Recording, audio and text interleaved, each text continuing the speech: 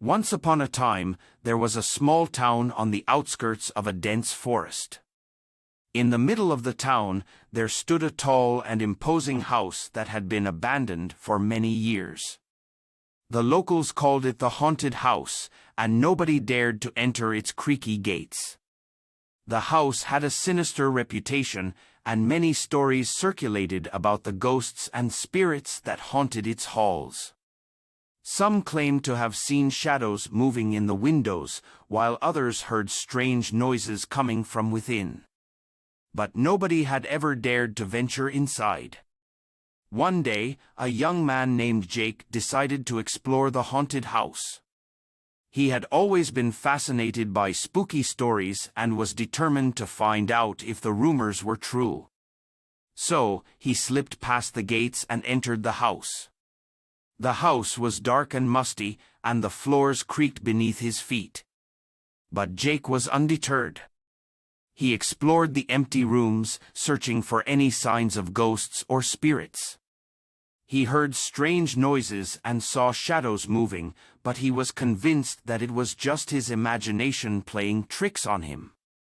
As he reached the top floor, he heard a faint whisper coming from one of the rooms. He followed the sound and found a dusty old diary lying on a desk. As he read through the diary, he discovered that the house had been owned by a family many years ago. The family had been driven to madness by the spirits that haunted the house, and eventually, they had all died under mysterious circumstances. Jake was about to leave when he heard a loud noise coming from the basement. He cautiously made his way down the stairs and found a hidden room. Inside, he found an old trunk filled with items that belonged to the family. He also found a strange book, bound in human skin, that contained a spell to banish the spirits from the house. Jake was skeptical but decided to try the spell. As he recited the words, he felt a sudden rush of wind and saw a bright light. When he opened his eyes, he saw that the house was no longer haunted.